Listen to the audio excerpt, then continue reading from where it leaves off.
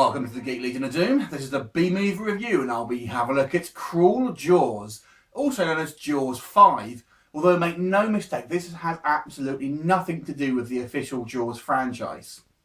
So, we actually have a very similar setup to the original Jaws movie. A small American town starts getting plagued by a series of progressively worse shark attacks. The difference being it's a tiger shark in this one rather than a great white.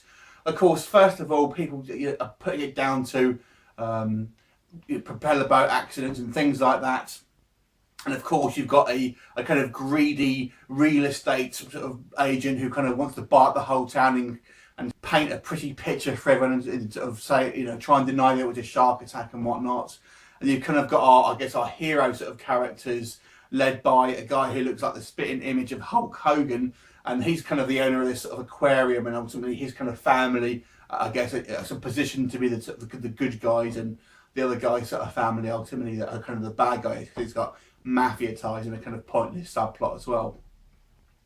And ultimately, after a sort of series of more, as I say, progressively worse shark attacks, people then started to realise, yes, there is a killer shark on the loose, and decided to kind of put a reward on its head. Hence, pretty much everyone going after the shark in kind of an attempt to sort of obviously hunt it down and kill it.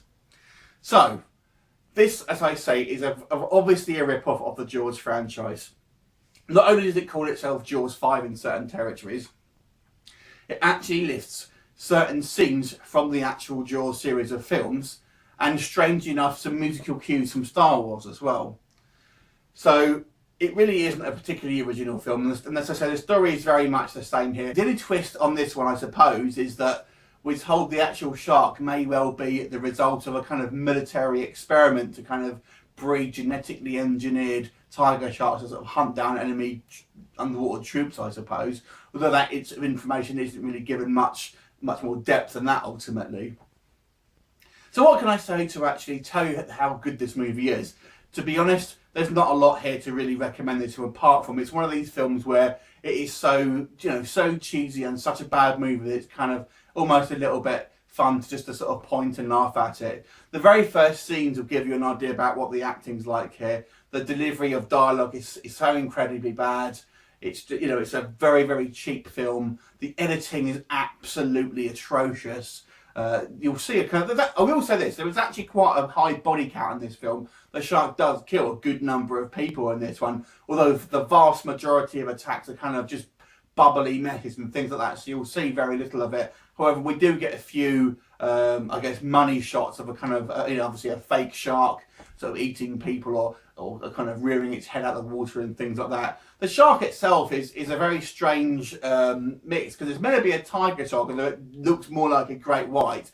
Although it changes size and shape. They use a kind of mixture between real sort of stock footage of sharks and things like that, and then a kind of a variety of different models. And it does seem to sort of change size quite dramatically from scene to scene.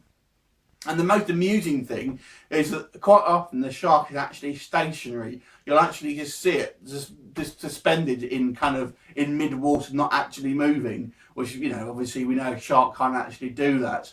So there's a lot of kind of logic here that simply doesn't make sense. Character motivations are a little bit murky as well. Everyone's very sort of cliche. You've kind of got the arsehole family who are the kind of like this sort of property developer family and his kind of arsehole son and things like that. And of course you've got the good guys who are all they've got a disabled little daughter and things like that, which are very cute and everything. So there's nothing really original here, but it's a kind of fun film to just sort of poke fun at.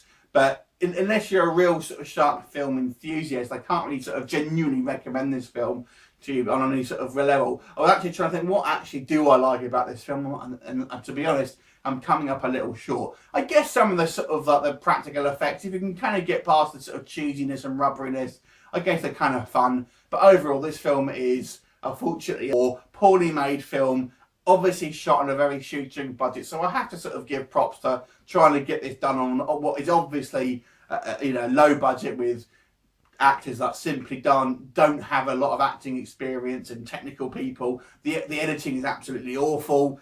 The sound is very poor. There's not a lot here to recommend. So I'm going to give this one a 2.5 out of 10. Check it out at your peril if you're a massive shark fan, but otherwise, steer clear. Let me know what you think of it. Leave me a comment and I look forward to seeing you next time. Bye for now.